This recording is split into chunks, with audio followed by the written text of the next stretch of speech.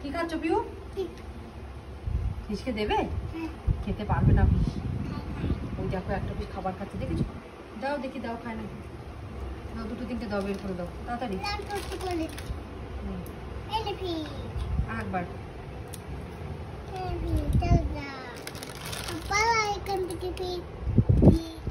দেখো খাচ্ছে না।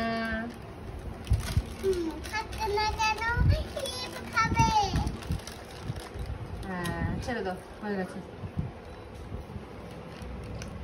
এই যে হাত দিও না, আর হাত দিও না, থাক।